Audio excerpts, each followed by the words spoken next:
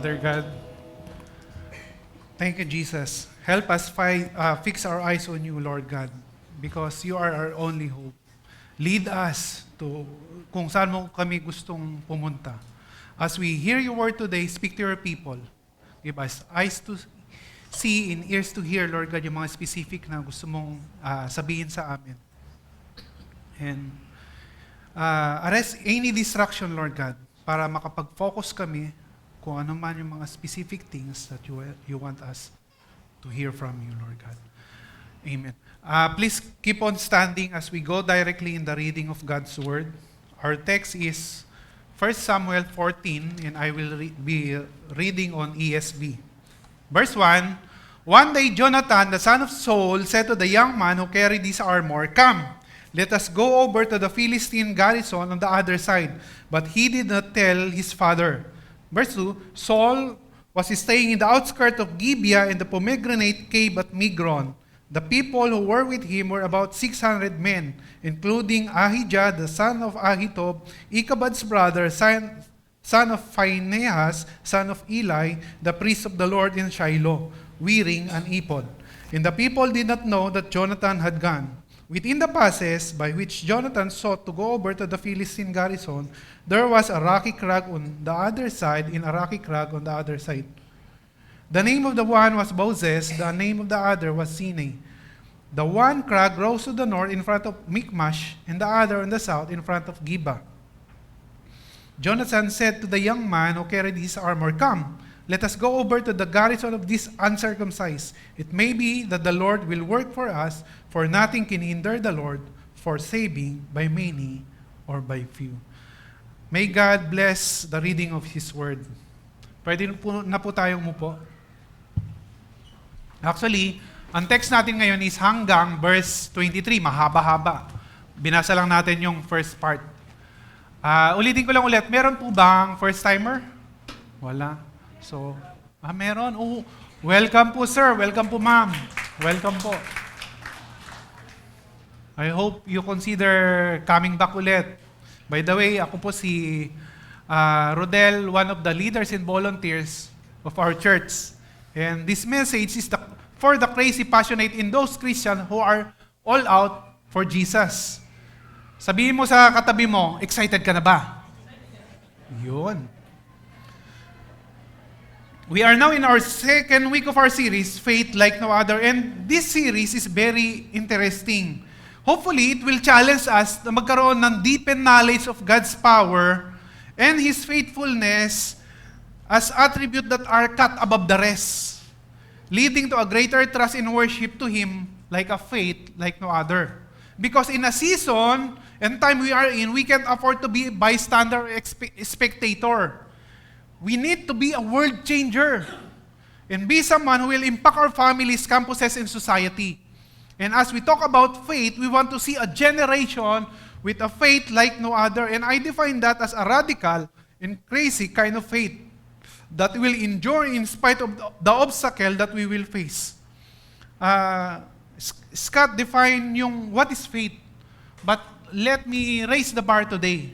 We'll talk about yung preaching niya last week, define niya what is faith. But now, let's talk about radical and crazy faith. I define it this way. It is a faith that is totally dependent, totally obedient, and totally surrendered to God's will and purposes. It is a kind of faith that doesn't just believe it, but demonstrate it by its action. It is a kind of faith that goes against all odds and goes against human logic. Ito yung faith na unthinkable.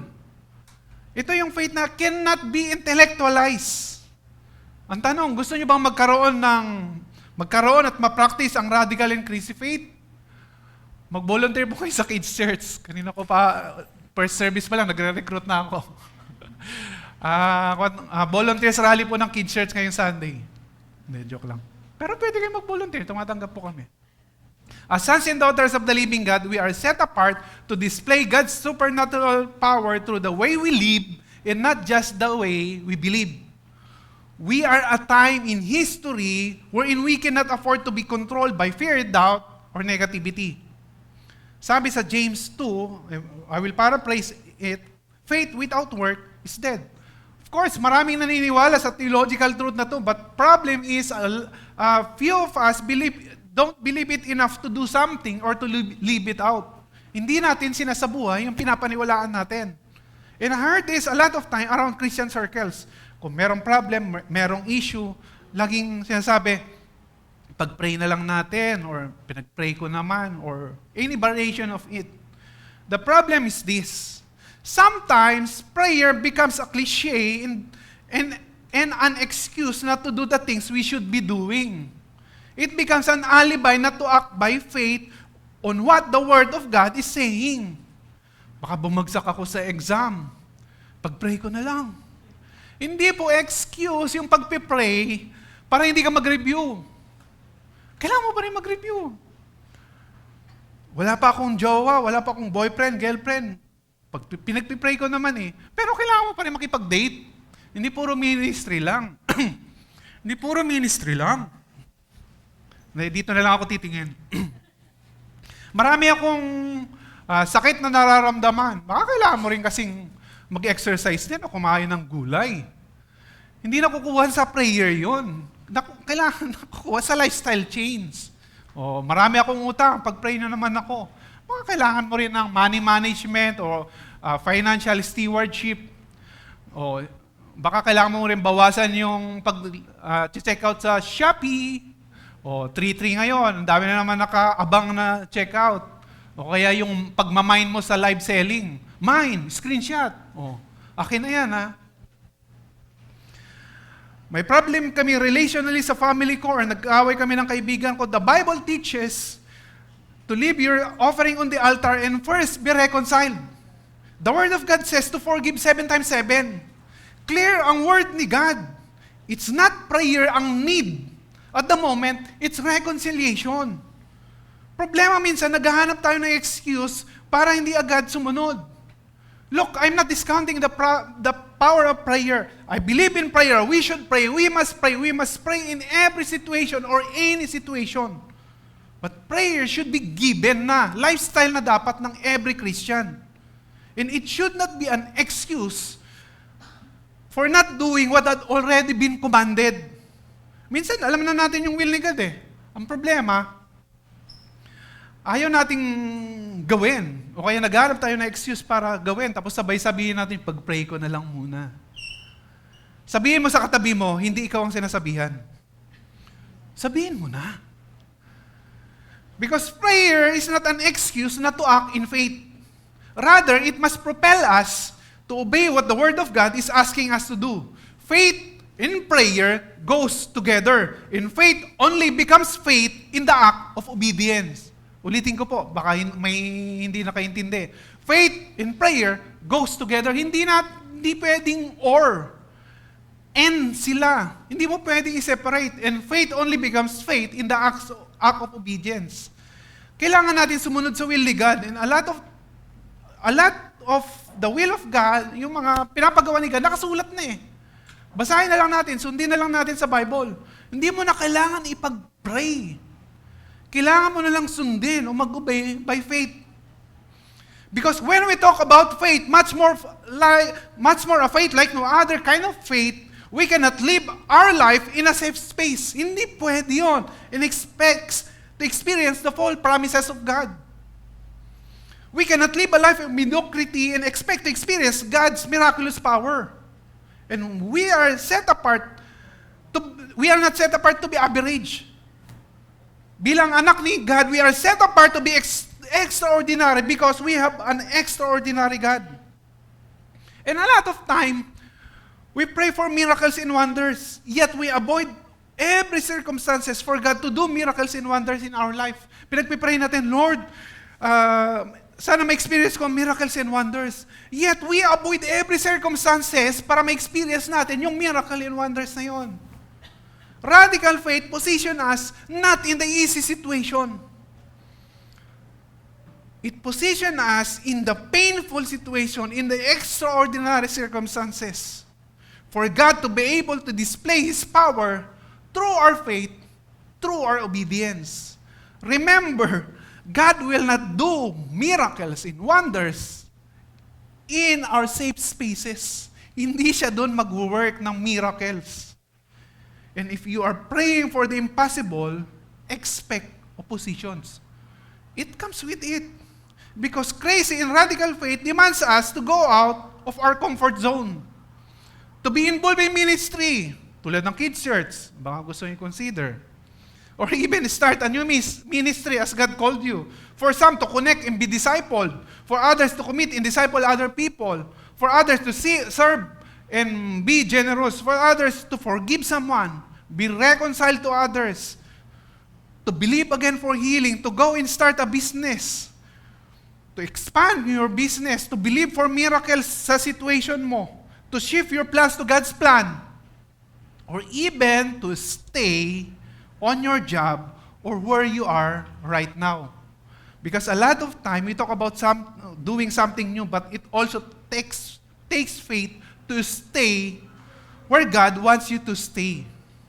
Some of you, God is calling to stay and be planted to grow. Kaya minsan, hindi tayo nag-grow, hindi tayo nag-stay to be planted. Crazy and radical faith demands us to go where God wants us to go and do what God wants us to do, even in spite of fear and opposition. And the reason some of us becomes a powerless Christians is we don't live by faith. We say we live by faith, pero hindi nakikita sa buhay natin. We say we fully trust God, yet we want to control things in circumstances in all aspects of our life. Huwag mo munang pakialam relationship ko, Lord. Ako na muna bahala dyan. Itapos ko muna yung plano ko, Lord, bago ako mag-serve sa'yo. O kaya, i-enjoy ko muna yung finances ko, Lord. Saka na ako magbibigay sa'yo. Don't call me, I'll call you. Then we complain to God when things get messed up in our lives. Radical faith means surrendering the control of our life to God. And surrendering means letting God do His part, and tayo naman, ginagawa natin yung part natin. In trusting Him, regardless of the result.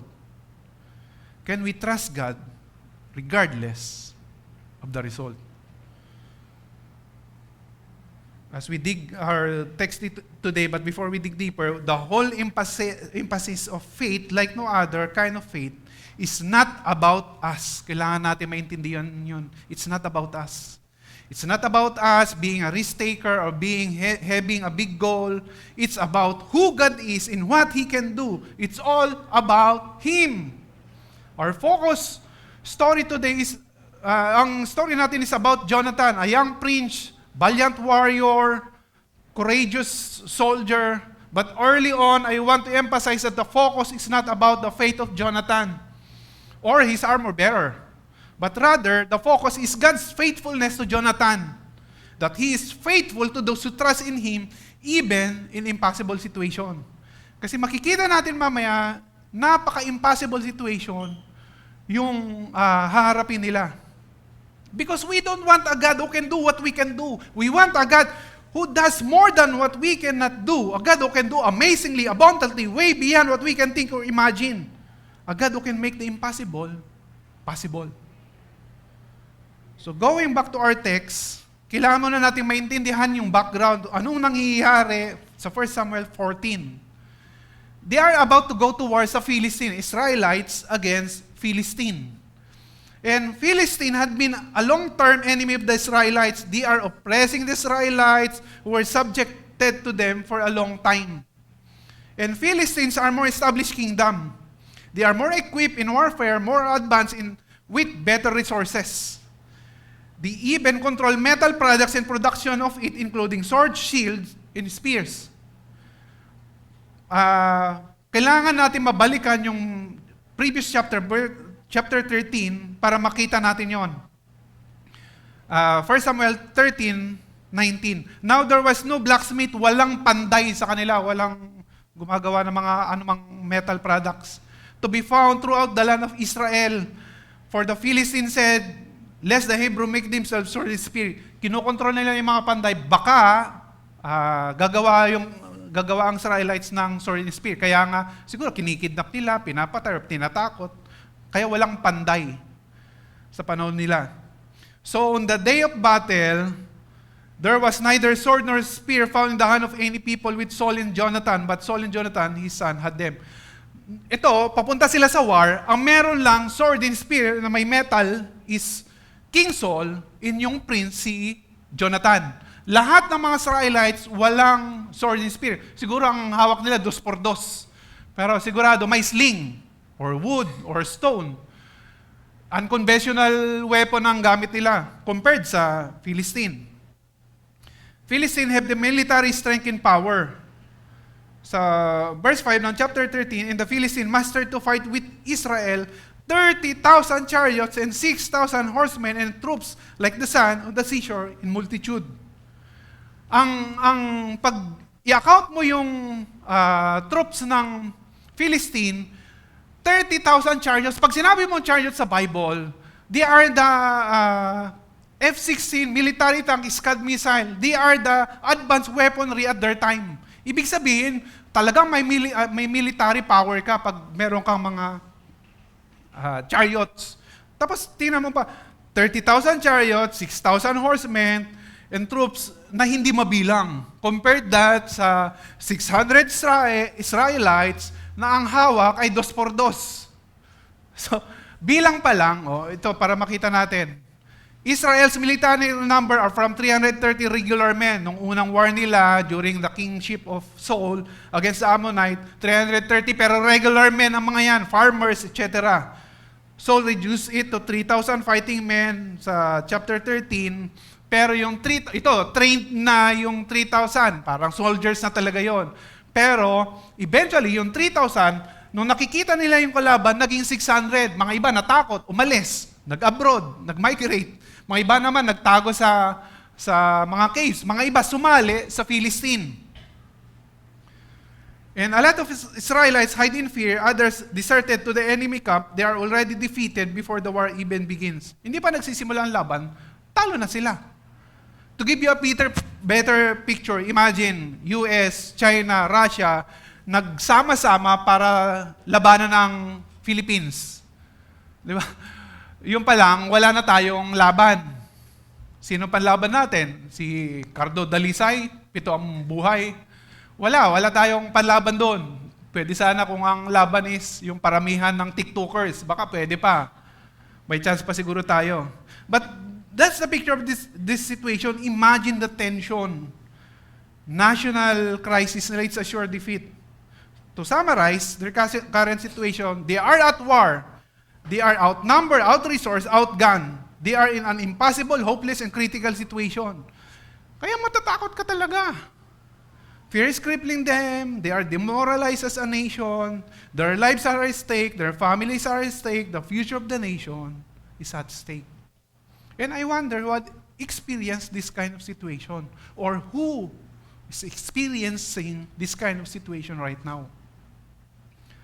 What would you do if you are in trouble and seemingly wala kang magawa sa part mo? Sila, kahit anong gawin nila against enemy, wala silang magawa sa part nila. What would you do? It seems that hell is breaking loose in your life and you don't know where your help will come from. Anong gagawin mo? What would you do if your life is messed up and you feel like giving up? And a lot of time, God will put us in that kind of position. God will put us in that kind of position, just like the Israelites, wherein we are out-resourced, outgunned, outnumbered, and seemingly we go against all odds. The question is this: do we respond in faith, or do we respond in fear, doubt, or negativity? And let's look at our text today and see what Jonathan and his armor-bearer did, but more importantly, what God did in response to the radical faith. Ito na, balik na tayo sa text natin. 1 Samuel 14, verse 1. One day, Jonathan, the son of Saul, said to the young man who carried his armor, "Come, let us go over to the Philistine garrison on the other side." But he didn't tell his father. One day indicates that it's just an ordinary day. Pasimula ang war. But the story changed dramatically when Jonathan displayed a faith like no other by deciding to go over the enemy camp. Hear me out.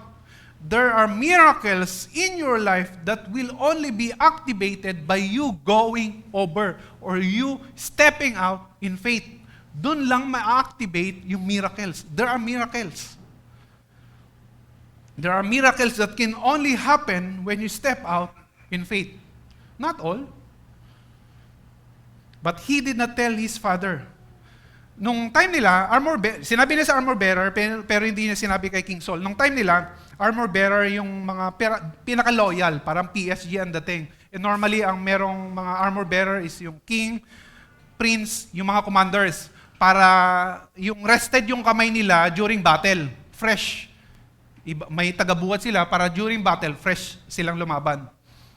And probably he knows that Saul did not approve of his mission, kaya hindi niya sinabi. Alam niyang pipigilan ni Saul, yung tatay niya.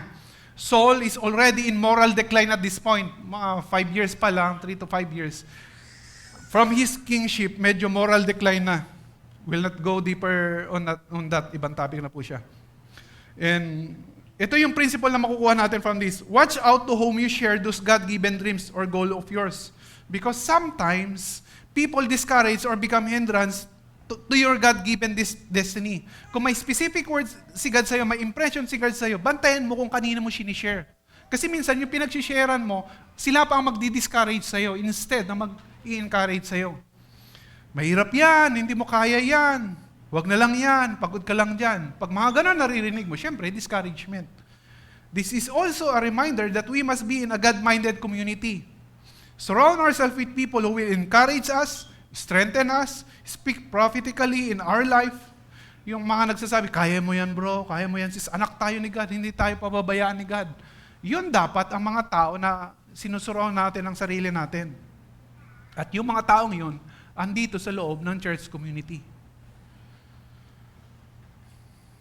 Verse 2, Saul was staying in the outskirts of Gibeah, in the pomegranate cave at Migron. The people who were with him were about 600 men, including Ahijah, the son of Ahitub, Ichabod's brother, son of Phinehas, son of Eli, the priest of the Lord in Shiloh, wearing an ephod, and the people did not know that Jonathan had gone. Grabe, pa-start na ang war, wala silang ginawa kundi mag-iPad. Hindi, joke lang po yun. Wala nakagets. ePod, hindi po yun iPad. Siyempre, wala sila cellphone noong time na yun. ePod is yung special damit po ng priest. The Philistine, yung time na to, yung mga Philistine, nakakuan sila sa Michmash. Andun yung malaking camp nila. Habang sina Saul, andito sila sa Gibeah, outskirt of Gibeah. Striking distance sila. Pero yung Philistine, may reconnaissance mission nila, smaller companies na, umaatake na sila. Habang sina Saul, andito pa rin. I reckon that they are hiding in fear. Contrast that with Jonathan who bravely trusted God. The details are also significant yung binasa natin because it indicates that the priest of the Lord was with them. They also have with them the ark of God, which represents the presence of God. They also have the ephod with the Urim and Thummim. I won't go into details, but it's a special stone sa breastplate ng ephod. They usually use it to determine the will of God. Yun yung parang nagbubunot ng lot, pero actually the Urim and Thummim stones. My point is, they have the means to pray and seek the will of God, pero wala silang ginagawa. They are doing nothing at this point. And the people did not know that Jonathan had gone. Hindi niya sinabi niya sa armor bearer niya, syempre kasama niya, hindi niya sinabi kay King Saul, hindi niya sinabi kahit kanino. Jonathan didn't post on Facebook, #risking something for God. Hindi siya nag-post sa Facebook. Hindi rin siya nag-selfie, tapos puro filter din naman. Pinost sa Instagram, tapos sabay post, doing things for God's glory. Puro filter din naman nakapost. Sometimes we post blog about ourselves doing some charity or doing something good, and we call that faith. But Jonathan is not looking for the approval of men. He is not looking for the approval of men. He is not doing it for like or views. Hindi niya ginagawa niyan for other people. He is not concerned about curating his image in social media. His only concern is obeying the will and purposes of God. Because God will only take the full glory if we don't do things to seek recognition or take credit for whatever will be accomplished. Hindi ko sinasabing mali ang pag-post sa Facebook or mali ang pag-share ng accomplishment natin sa ibang tao. Of course, go. I'm just asking, why do you do what you do? Is it really for God? Or is it for our ego stroke? Kasi kung basahin nyo yung chapter 13, yung first strike ni Jonathan sa mga Philistine, nanalo siya against yung small camp ng Philistine. Actually, yun ang nag-trigger ng war. Kinuha ng tatay niya yung credit. Saul takes the credit. Basahin niyo yung whole ng chapter 13, naka-base kasi doon yung kwento natin para ma-appreciate niyo yung nangyayari sa 14. Verse 4, within the passes by which Jonathan sought to go over to the Philistine garrison, there was a rocky crag on the one side and a rocky crag on the other side. The name of the one was Bozez, and the name of the other Zini. And the one crag rose on the north in front of Michmash, in the other on the south in front of Geba. Jonathan simply found yung strategic place in terms of military assault. Yung mga details na yan, yan yung place na a few men could easily fight against marami. Sino nakapanood ng 300? Yun yung movie na Battle of Thermopylae. Yung mga 300 Spartans. Joke lang. Yung mga Battle of Spartans against yung mga thousands upon thousands of Persians. Pero nabaliwala yung bilang ng mga to dahil dun sa place. Naging funnel. So, kahit gaano kakadami, baliwala yan. Parang ganyan yung place. And he will not see that opportunities like this if he didn't display a faith like no other. Most of the time, God will not part the water in front of us until we take the first step of faith. Kailangan mauna tayo mag-step in faith bago ipakita ni God yung opportunity or bago ipakita ni God yung will niya sa atin. Verse 6, Jonathan said to the young man who carried this armor, "Come, let us go over to the garrison of this uncircumcised." Actually, nagmumura yan pag sa salita nila. Uncircumcised. Minumura niya yan. "It may be the Lord will work for us, for nothing can hinder the Lord from saving by many or by few." This is a wise courage in God. And Jonathan's faith was demonstrated by his work. Hear me out, church. This is not something about Jonathan doing the work with the help from God. Hindi yung Jonathan, God, hindi yung, ito ang gagawin ko, Lord, tulungan mo ako. Hindi yon. Rather, God will do the work through Jonathan. Ano ang will mo, Lord? Gamitin mo ako. Yun, magkaiba. Ito yung will ko, Lord, tulungan mo ako.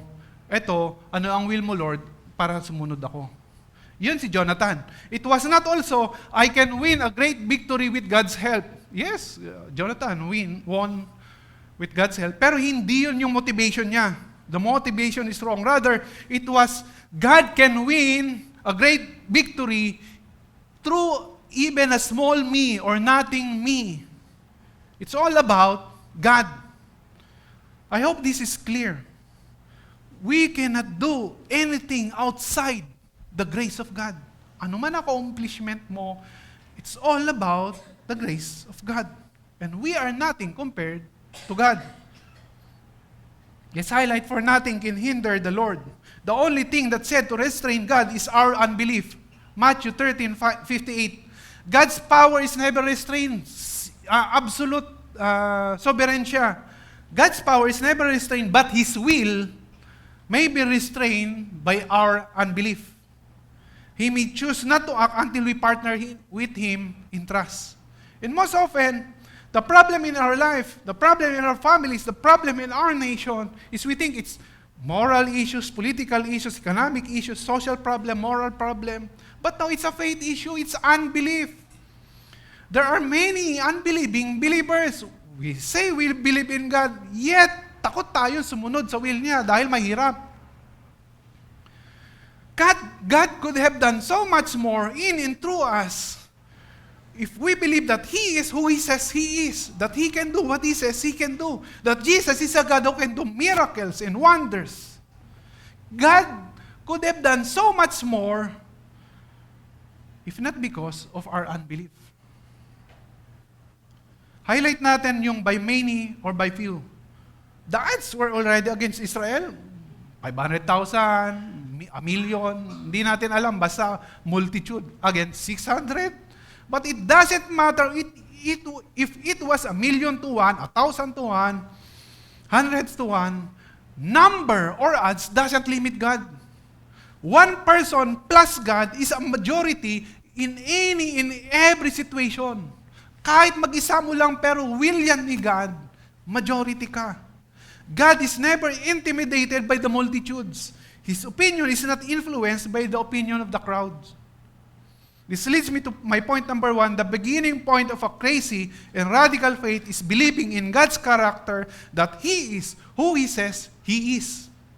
The beginning point of a crazy and radical faith is believing in God's character that He is who He says He is. That God's a miracle worker, a way maker, a provider who owns a cattle in 1,000 hills. And that He cares for you and me. Every minute details of your life, God cares about you. He knows what you're going through. So can you trust in His nature and character regardless of your situation? What kind of God are you trusting in? Some of us can't even fathom trusting God for the impossible situation we are in right now. But He is the God who parted the Red Sea, break down the fortified wall of Jericho, walk on water, raise the dead to life, heal the sick. And He is the same God yesterday during the biblical time, today in your situation, and tomorrow your future is secured in Christ. Verse 7, in His armor-bearers said to Him, "Do all that is in your heart, do as you wish. Behold, I am with you, heart and soul." Imagine this, if Jonathan has a crazy and radical faith, mas matindi yung armor-bearer. Kasi si Jonathan, kahit pa paano, may sword and shield. Armor-bearer, wala. Boss, ano ang gagamitin ko, 2x2? Pero tingnan mo yung sinabi ng armor-bearer niya, sige boss, suportahan kita buong puso. These words from Jonathan's armor-bearer must have cheered Jonathan greatly. Siguro kung hindi ganyan ang sinabi ng armor-bearer niya, the story turns out differently. Pag sinabi ng armor-bearer niya, boss, suicide yan, di natin kaya yan. Next time na lang. Siguro, umatras si Jonathan. And when we step out in faith, sometimes encouragement is the only difference for us for stepping in or stepping out. Sometimes encouragement, yun ang thread for us to step out in faith. Kaya nga sabi ko kanina, watch out to whom you will share what God is speaking to you personally. Are they the kind of people that will nurture those God-given vision, or are they a destiny killer?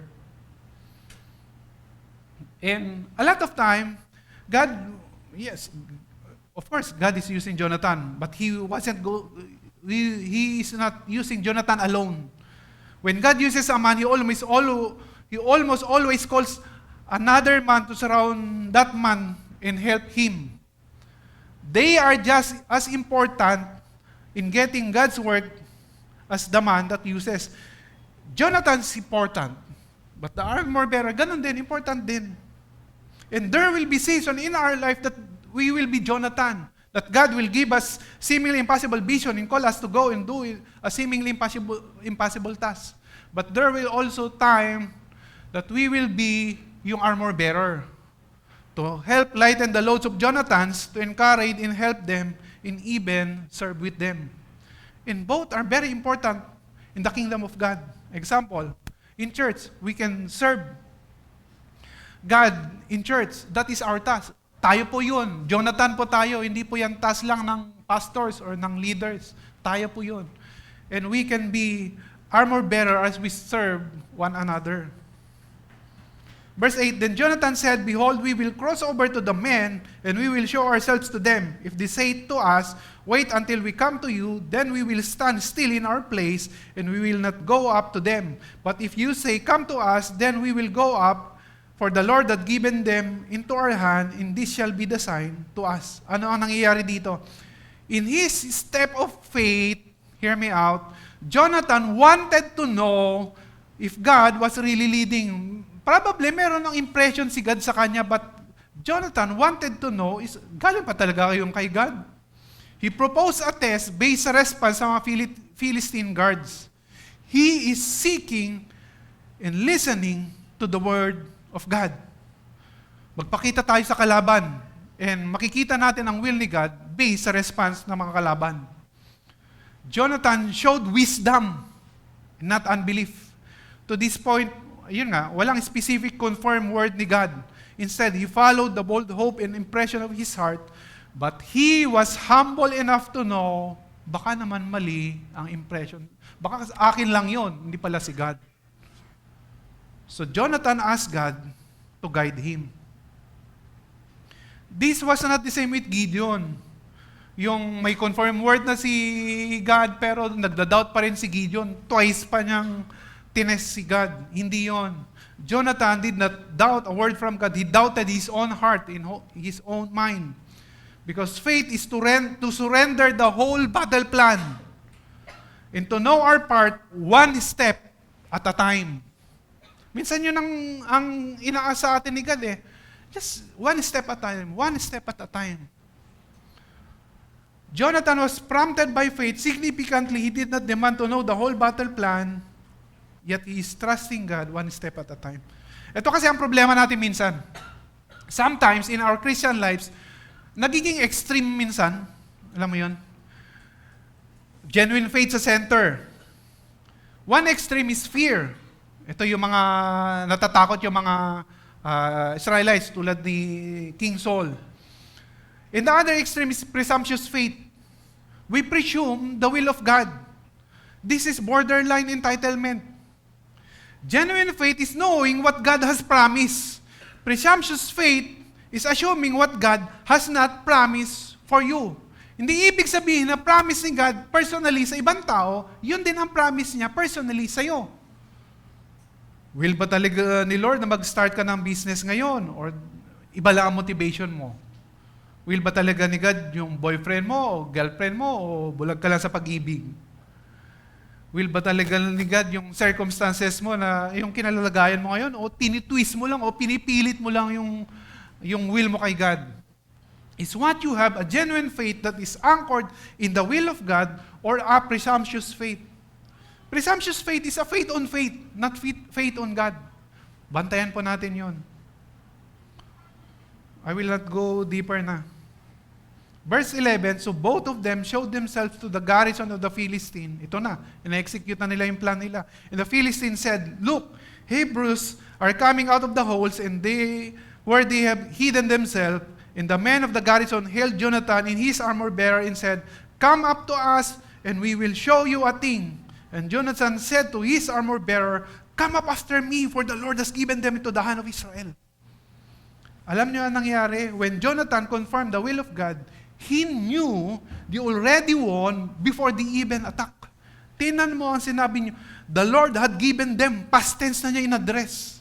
Halika na, akyat na tayo. Binigay na ni Lord yung kalaban sa atin. Yun ang faith like no other. That's the kind of radical faith we are talking about. Because he knew there is power in the Word of God and there is power in the will of God. If God is for us, who can be against us? Kinanta natin kanina actually, verse yun, Romans 8:31. If it is the will of God, 1,000 enemies or even 1,000,000 enemies cannot stop it. May mga bagay lang na hindi mo kailangan ipilit. Minsan kasi, pinipilit natin yung gusto natin kay Lord eh. Kasi ibibigay talaga ni Lord yan kung will niya at timing niya. Ang tanong, ready ka ba na sumunod sa kagustuhan ni Lord? Kahit iba yan sa kagustuhan mo. Come up after me, for the Lord has given them into the hand of Israel. Did you notice? Hindi yung, may confirm will na si God. I-strategize muna natin. Anong kailangan natin gawin? Ano mga resources natin? Pagplanuhan muna natin. Hindi. Wala nang planning. Agad-agad. He immediately go regardless of his lack of resources or strat plan because his strength and confidence is in the promise and will of God. But sometimes, some of us have an conditional. Yung obedience natin is conditional. Alam mo yun? Susunod ako, Lord, pero kulang pa ako sa budget eh. Next time na lang. Or ayusin ko muna problema ko sa family ko bago ako mag-serve. Or hindi ko kaya yun, Lord, next year na lang. Those are conditional obedience. But Jonathan obeyed regardless of his inadequacy or lack. Because the will of God will not take us where the grace of God cannot sustain us. The will of God will not take us where the grace of God cannot sustain us. Remember that God will supply you with His grace as you step out in faith. Hindi ka niya susuplayan before. Rather, as you step out in faith, He will supply you with resources as you obey Him. And a lot of time, our supply of provision is tied with our obedience. Magkasama pala yun. This leads me to my point number 2. The end point of a radical and crazy faith is believing in God's promises and that He will do what He says He will do. We must believe that He will fulfill His promises in our life. Kahit na hindi pa natin nakikita kung na parang kahit wala pang galaw, wala pang improvement, kailangan natin maniwala na totoo si God sa buhay natin.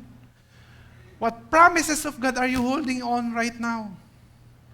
Verse 13, then Jonathan climbed up on his hand and feet in his armor bearer after him. Ito na, umatake sila, paakyat. Ang hirap kasi paakyat. And they fell before Jonathan, and his armor bearer killed them after him. And the first strike which Jonathan and his armor bearer made killed about 20 men within as it were half a forest length in an acre of land. Sa first strike pa lang nila, 20 enemies nang natalo nila. By the way, yun nga, smaller camp to, hindi pa ito yung main camp. Have you noticed, God didn't remove the difficulty. Hindi tinanggal ni God yung difficulty. He put Jonathan in the middle of it. But what is amazing is that God was with Jonathan. Naghirap pa rin naman si Jonathan. Umakyat pa rin, ang hirap. Lumaban pa rin, kahit mahirap. Kahit takot, kahit may fear. Lumaban pa rin. Pero God was with Jonathan. Yun ang importante. And sometimes, God will not remove your pain or problem, but He will be with you as you go through it, and as you put your trust in Him. Kaya nga minsan, huwag mo ipag-pray na mawala ang problema mo. Baka tanggalin ni Lord yung asawa mo. Yung pala ang problema mo. Joke lang. A lot of time, we want to be delivered, spared from difficult circumstances. But a lot of time, God put us through difficult situation. He will put us through it. If it is His will, He will bring us to the other side. Because God's grace and power is sufficient. Verse 15, and there was a panic in the camp, in the field, and among all the people, the garrison and even the raiders trembled, the earthquake, and it became a great panic. Ito na, as Jonathan fight, God already, nag-intervene na si God. There was a great confusion, there was a great earthquake. They rushed about thinking their fellow Philistine might be the enemy and began to fight each other. Sila na naglalaban. Jonathan used his heart and sword, but God did what Jonathan could not do. He sent a great earthquake to terrify yung mga Philistine. Often, we wait around for God to do what we cannot do.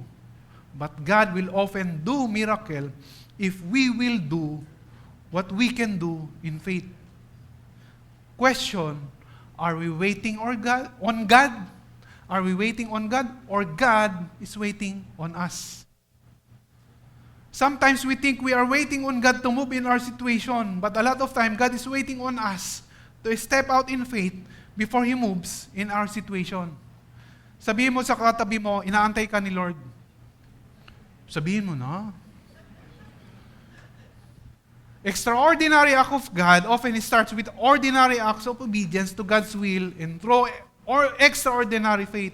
Yan ang faith like no other. And let me share my testimony. Sinulat ko lang para lang mas organize. Ito po yung last May 26, 2023, last year, we conducted a pastor's conference in Abra together with Pastor Elijah and Pastor Leo and our wives. Kasama rin si Shaya, siya ang media personnel namin doon. God used the conference to encourage, equip, and empower, refresh around 80 multi-denominational pastors from different municipalities in Abra. But the story started in the last quarter of 2022. Nung simula, ini-impress na yun ni God. Pero, Lord, impression mo ba talaga yun o akin lang? And nung paulit-ulit,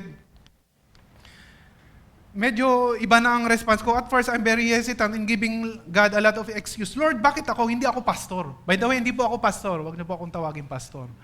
I'm a businessman by profession. And never pa ako naka-attend ng pastor's conference. Dahil nga hindi ako pastor. Tapos, marami sa mga magiging attendees ay mga senior pastor ang level. Sino ba naman ako, Lord? Wala akong training, wala akong skills, wala akong experience. At ito pa ang mabigat. Isa sa impression ni God is to use my personal money to fully finance the conference. Magiging free yung conference sa mga attendees. And at that time, wala kaming pera kasi kagagaling 2022 to eh. Kagagaling lang ng wife ko sa major medical operation. If you know our story, nagkaroon siya ng malaking tumor third quarter of 2022. Eventually, God did provide healing through medical operation. Pero, we were financially drained. Wala kaming pera. Tapos, ini-estimate ko yung possible expense, aabot ng 6 digits. Ganong kalaki. Saan kami kukuha ng ganyang amount, Lord? Wala nga kaming pera. But I still remember, November 6, 2022, hindi ko alam kung na-experience yun na yun. Yung buong service, ginagamit ni Lord para kausapin ka. Worship service na lang, grabe ang impression ni Lord, grabe niya akong kinakausap. Transition, grabe ang word ni God sa akin. Even yung preaching. Hindi ko tanda yung actual series natin, pero tanda ko kung sino ang transition. Si Miss Rona, ang nag-preach, si Scott. And iyak ako ng iyak on that time dahil undeniable na yung word ni God. And iyak ako ng iyak dahil alam ko na yung task is yung mabigat. It's very difficult and it's way beyond my capability. Then, I give God 2 conditions before I will fully commit. One, that my wife must fully support it pag i-share ko sa kanya yung vision kasi hindi ko pa sinishare sa wife ko. Because it involves a lot of time and it involves a lot of money. Ang iniisip ko kasi, kung pamayag ang wife ko, at least, kung mangutang kami, hindi siya magagalit. So, yun ang isang condition ko. Number 2, to give me someone in Abra to do the legworks, yung mga mag-organize, place, lahat-lahat. Kasi ang hirap, i-organize, andito ako sa Cavite. At busy rin ako sa business namin. I don't have time to do the legworks. And if any of these two will not be met, I'm thinking, baka years pa, hindi pa agad-agad yung execution ng vision ni God. So, for number 1, nung hapon na yon, nagtataka ang wife ko, bakit ang tahimik ko nung pauwi kami. Nagdadrive ako, ang dami yung sinasabi, pero ang tahimik ko.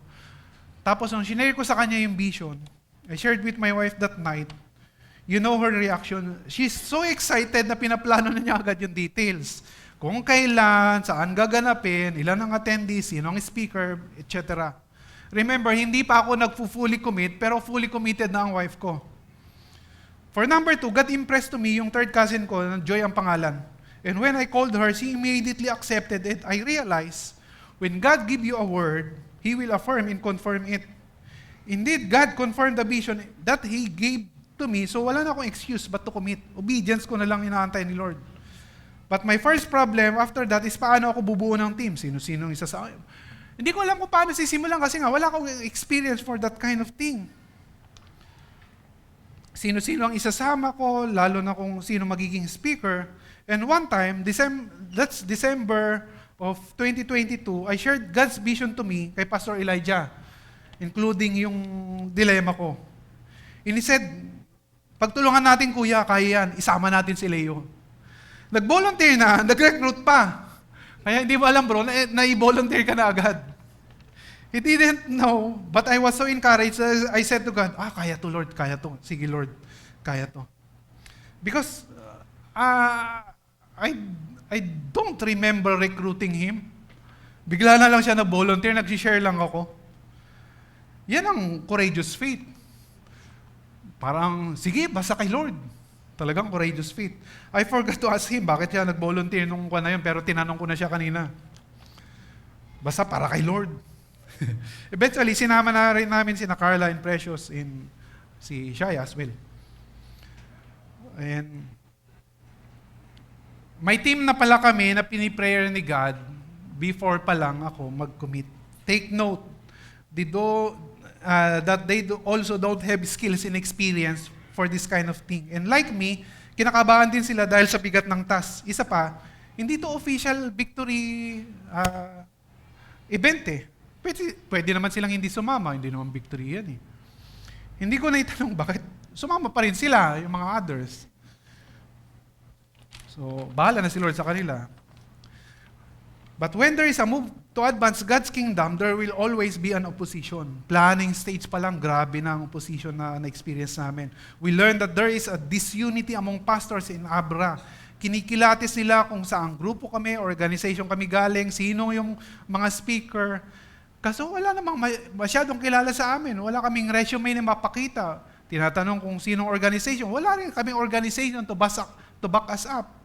Mga iba, tinitingnan din kung may mga hidden agendas kami kasi may mga previous conferences nila, free nga, kaso nire-recruit pala sila sa political agendas nila, may mga ganon, may nire-recruit sila sa organization nila.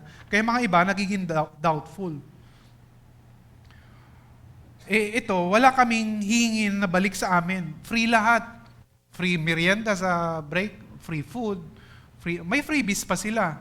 All they have to do is attend. We are there to serve lang ang gagawin namin doon. Kaya doubtful at takang-taka ang marami. Isama mo pa yung maraming issues sa iba't ibang denomination. Iba't ibang denomination to, kaya may mga kanya-kanya silang agendas. Kaya minsan ang hirap pagsamasamahin.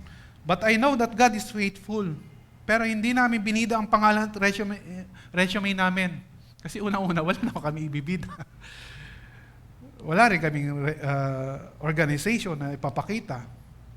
Para kung pupunta sila, wala kaming binida para kung pupunta sila dahil kay Jesus. Later on, after the conference, almost all pastors who attended expressed their appreciation. First time nilang ma-experience yung that kind of conference. And some had told us that they had been praying for a long time for that kind of conference. Indeed, God is good and He hears prayer. And going back, 1 week before the conference, May 26, 2023, we encountered another seemingly unstoppable opposition.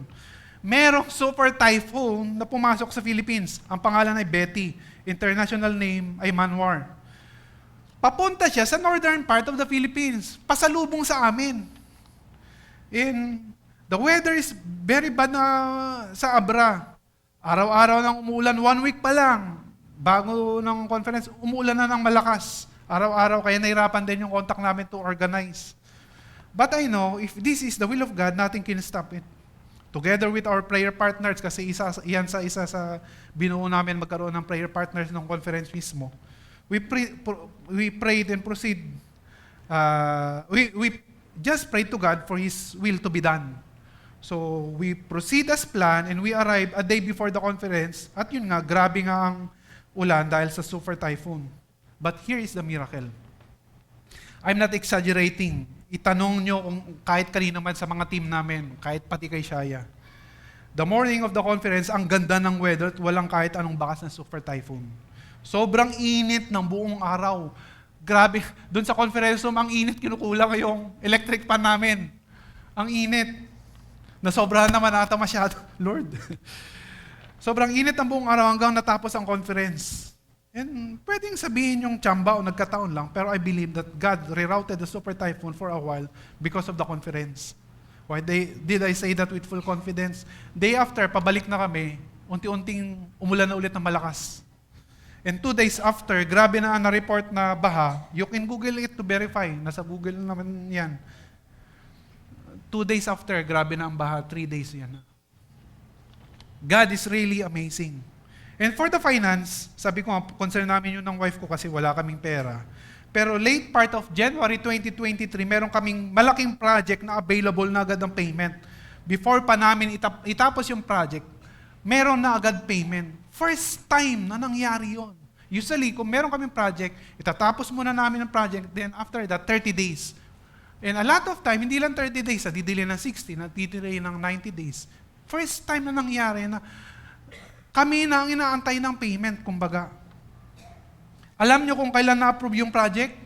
November of 2022, yung time na nag-fully commit ako kay God. Hindi lang nila ikino-communicate pa sa amin kasi may internal delays sa part ng client. Late lang nila in-execute. Indeed, God provide if you step out in faith. The conference for me was God's call for revival in Abra. It's a call for unity in the body of Christ, for God to be able to unleash the Holy Spirit. The experience is also a testament of God's character in that He cares for His people. He uses a group of people in Cavite to show the pastors in Abra that He hears their prayer and that He knows what they are going through. It is also a display of God's miraculous power, that even a super typhoon is under His sovereign power and cannot stop His divine will and purposes. Lastly, for me, it's a fresh encounter with God in a miraculous way. I've witnessed the Holy Spirit move in wonders. Grabe, first session pa lang, grabe ang manifest presence ng Holy Spirit. First session, second session, afternoon session, hanggang matapos. I'm not exaggerating again. You can talk to any of our team. The conference is probably one of the experience that I will never forget. Siguro yan ang highlight ng experience ko ng 2023. And I'm thinking, what's the lasting impact of the conference to the pastors in Abra? Ano naman ang impact nung ginawa namin? I don't know. That's not our job. Our job is to obey in faith the will and purposes of God. To God all be the glory. Going back, tapos na natin, verse 16, "And the watchmen of Saul in Gibeah of Benjamin looked, and behold, the multitude was dispersing here in there." Nakikita nila kasi striking distance. Nagkakagulo na sa Mikmash, andun yung main camp. Then Saul said to the people who were with him, "Count and see who has gone from us." And when they had counted, behold, Jonathan, his armor-bearer, were not there. Yung Jonathan, his armor-bearer, is fighting together with God, bringing the earthquake. Pero anong ginagawa ni Saul? Nagsisensus. Probably he's more worried about who is leading the battle and who would get the credit. Verse 18, "So Saul said to Ahijah, bring the ark of God here, for the ark of God went at the time with the people of Israel. Now while Saul was talking to the priest, the tumult in the camp of the Philistine increased more and more. So Saul said to the priest, withdraw your hands." They are now doing what supposedly they are doing nung simula pa lang. Dapat simula pa lang nila ginagawa yon. This was useless at the moment. Saul is probably trying to look spiritual, but there's nothing to seek God about. There is time to go aside and pray, and there's a time to get your sword and fight. This is a time, there is a time to ipag-pray ko na lang muna, and there is a time to obey the word of God.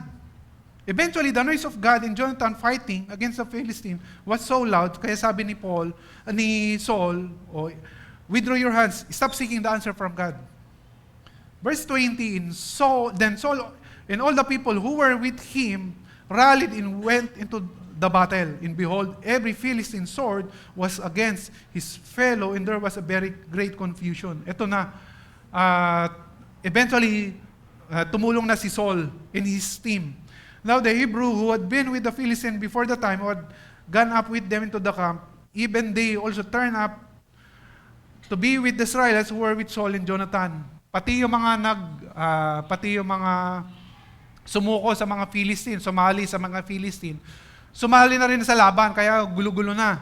Likewise, when all the men of Israel who had hidden themselves in the hill country of Ephraim heard that the Philistines were fleeing, they too followed hard after them in the battle. Pati yung mga nagtago sa mga caves, pati yung mga umalis, sumali na rin sa laban. And Saul was a leader of Israelite, yes. But it took him a long time to start leading. Now he follows God and Jonathan into battle. Contrast that sa response ni Jonathan. The real leader sa kanila is Jonathan.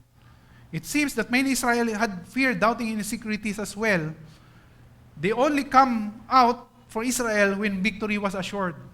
Contrast yung armor bearer against the rest of the Israelites. Last verse sa text natin. So the Lord saved Israel that day. God really used Jonathan, yes, in his armor bearer. But again, it wasn't Jonathan's victory. It was the Lord's victory. Don't take away the glory from God. All along, God was just waiting for someone with the bold trust of Jonathan. Do not underestimate what God can do to those people who truly put their trust in Him. When the people of God rises in faith and really believe that nothing is impossible with God, the church is unstoppable. Hear me out. Your sickness is not impossible with God. Cancer man yan, hindi yan impossible with God. Your relationship issues, your marital issues is not impossible with God. Your situation is not impossible with God. Yung problem mo sa school mo, sa business mo is not impossible with God. Even the issues of your family, or even the issues of our nation is not impossible with God.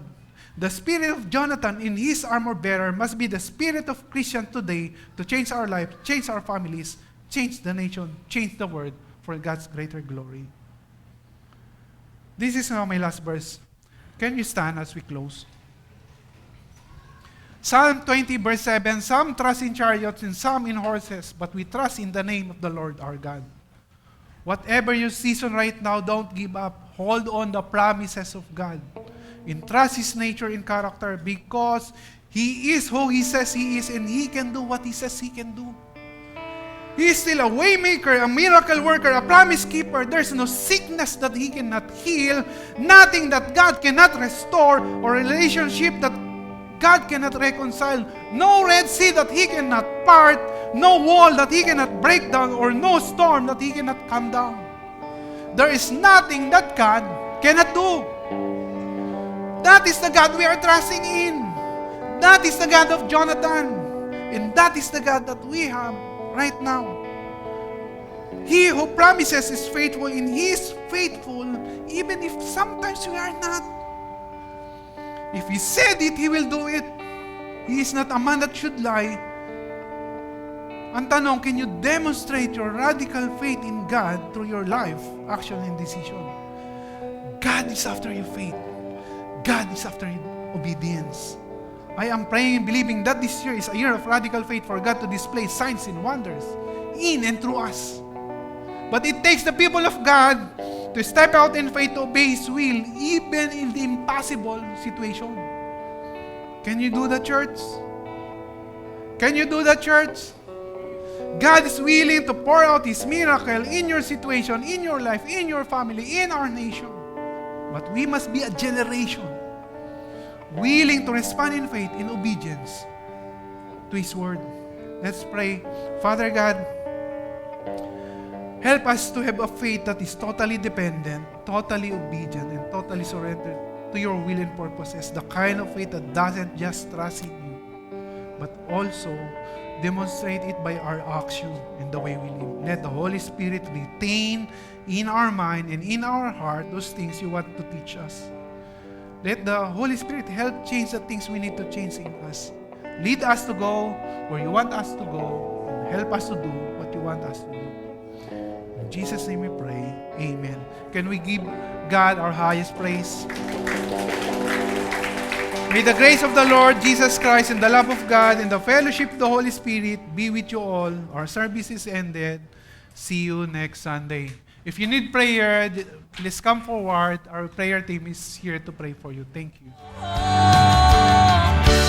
All things are possible in your name. Your name, Jesus. All things are possible in your name. Oh, your holy name. All things are possible